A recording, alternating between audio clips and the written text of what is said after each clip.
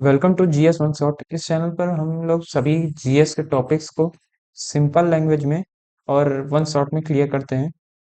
तो पिछले वीडियो में जैसे मैंने कहा था कि मैं इस बार आपको भारतीय पुरातत्व शास्त्र और सिंधु घाटी सभ्यता के बारे में बताऊंगा।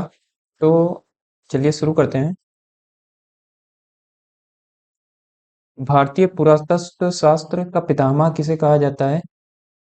ये क्वेश्चन काफी बार आया है। तो सर अलेक्जेंडर कनिंघम को भारतीय पुरातत्व का पितामह कहा जाता है। और ये वीडियो देखने के बाद आपके जो नॉर्मल क्वेश्चंस हैं या मोस्ट इम्पोर्टेंट क्वेश्चंस हैं जो इन टॉपिक से आए हैं वो सभी कवर हो जाएंगे सिर्फ एक वीडियो देखने से। सर्वप्रथम भारतवर्ष का जिक्र, तो ये हाथी गुफा अभिलेख में मिला था। सर्वप्रथम भारतवर्ष का जिक्र। सती प्रथा का प्रथम लिखित साक्ष्य वो एरण अभिलेख में मिला था। सर्वप्रथम सती प्रथा का। इसके बाद बात आती है प्रागैतिहासिक काल की। इसमें तीन भाग होते हैं: पुरापाषाण काल, मध्य पाषाण काल और नवपाषाण काल। ठीक है। सबसे ज्यादा आविष्कार नवपाषाण काल में हुए हैं, ये बात याद रखिएगा।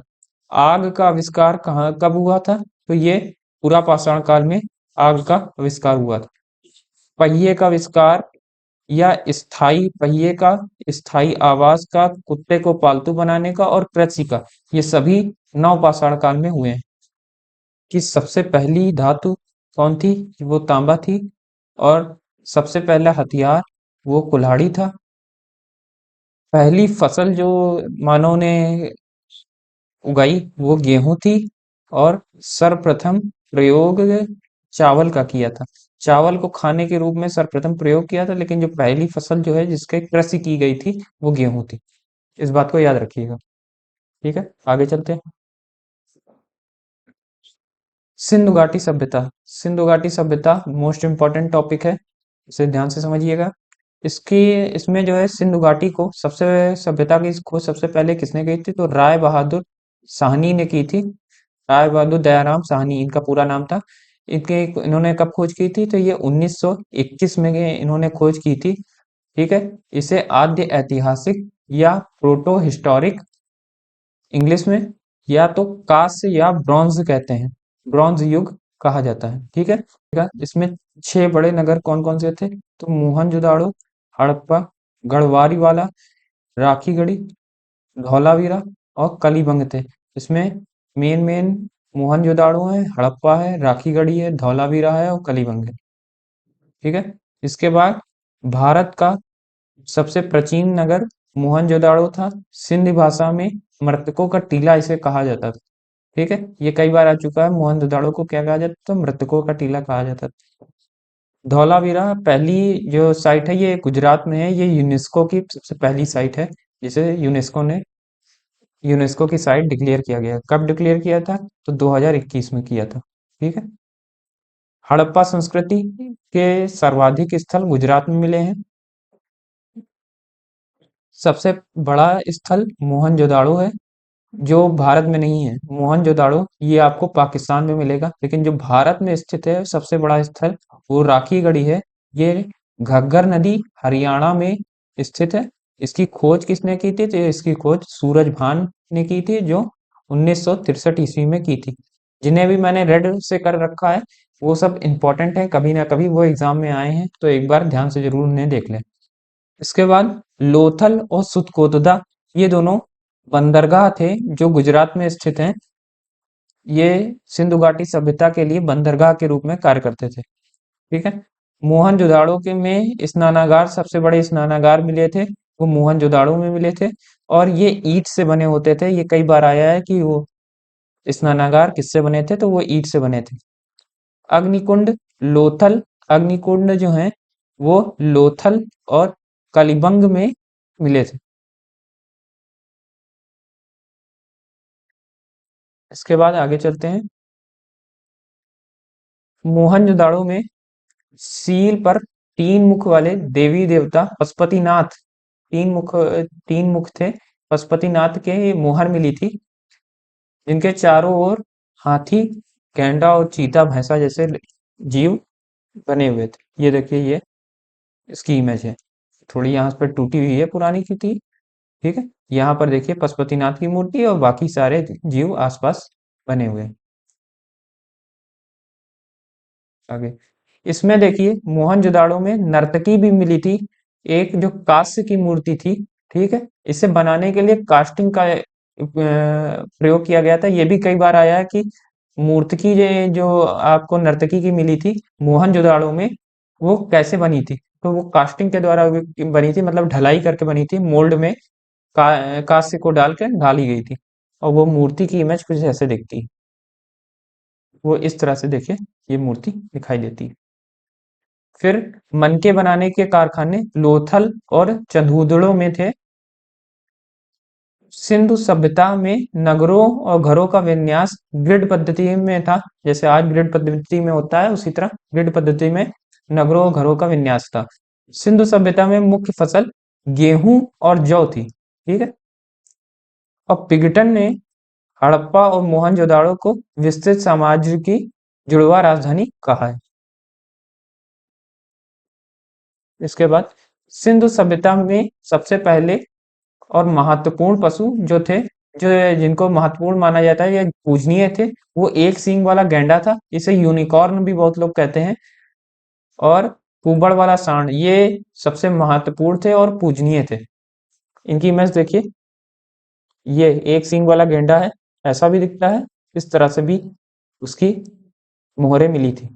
और ये कुबड़ वाला सांड है, ये देखिए कुबड़ वाला सांड है।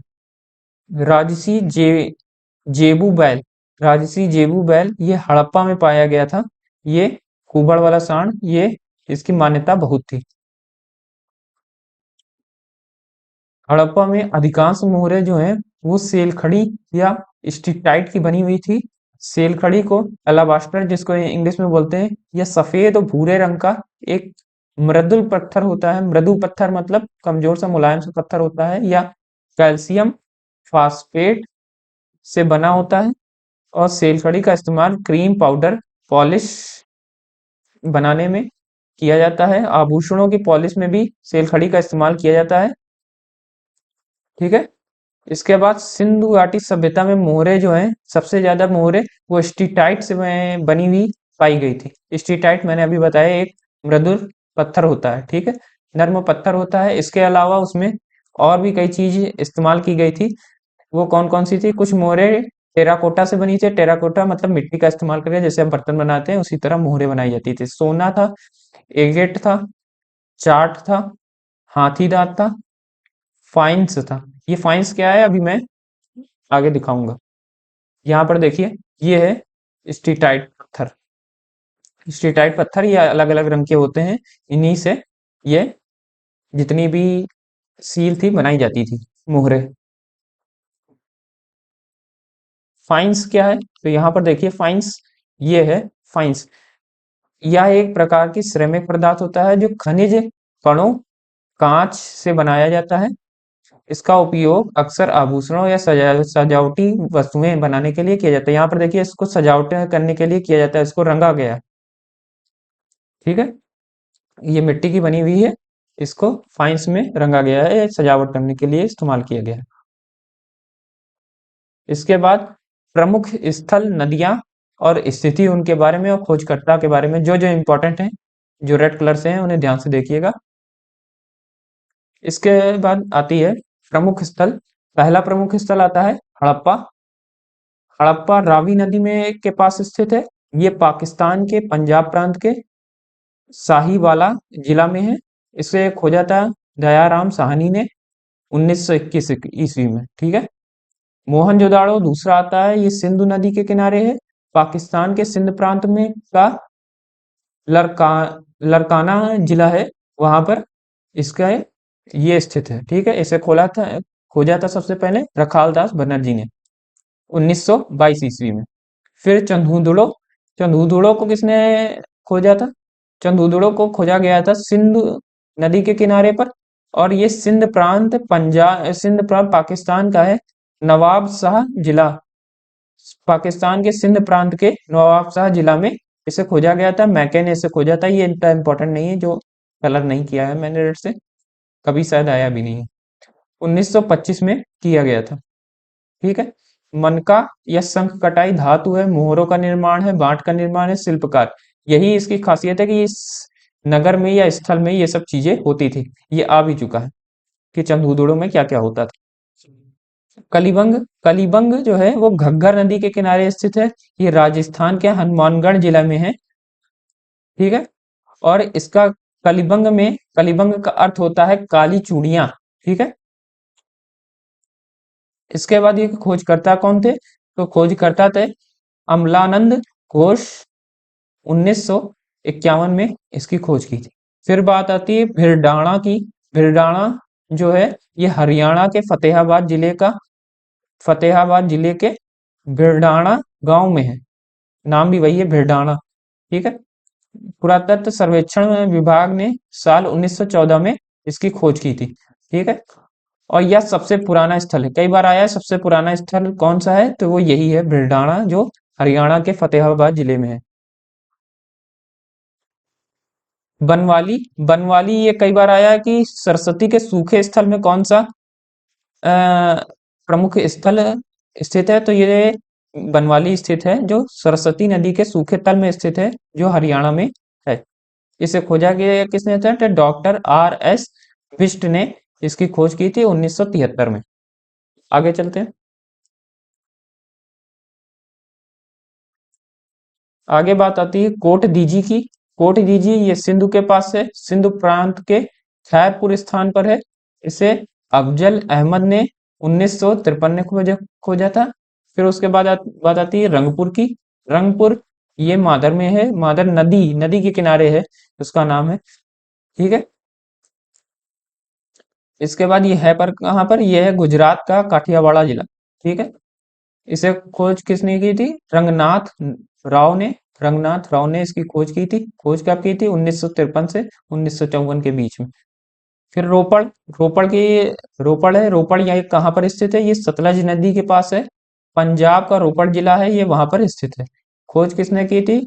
तो खोज की थी इसने इसकी यज्ञदत्त शर्मा ने। ठीक है। फिर बात आती है लोथल। लोथल जो है ये पोर्ट की तरह, बंदरगाह की तरह काम करता था सिंधु घाटी सभ्यता के लिए।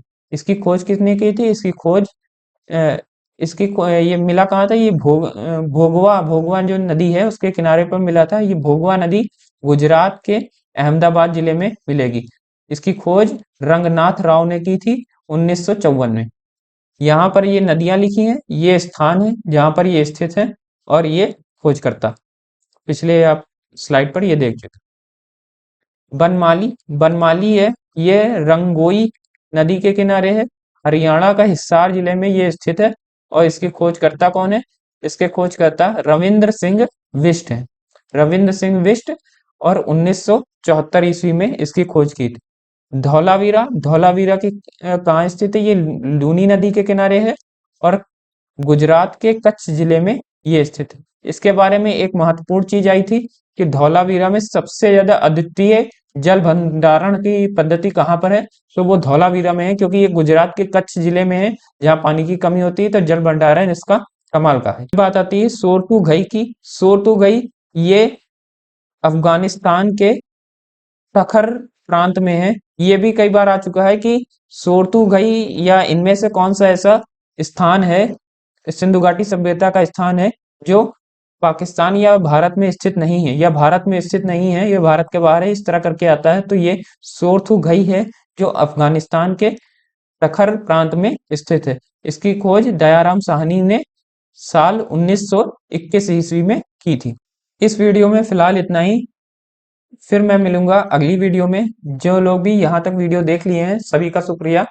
अगली वीडियो में फिर मैं मिलूंगा और इम्पोर्टेंट क्वेश्चंस के साथ। आप अगर इस वीडियो को देखेंगे तो किताब के बाद आपको रिवीजन करने में आसानी होगी, और इम्पोर्टेंट क्वेश्चंस आपके बहुत आसानी से रिवीजन हो जाएंगे, या अगर पढ़ चुके हैं तो ये आसानी से याद रहेंगे। तब तक के लिए बहुत बहुत शुक्रिया। धन्यवाद।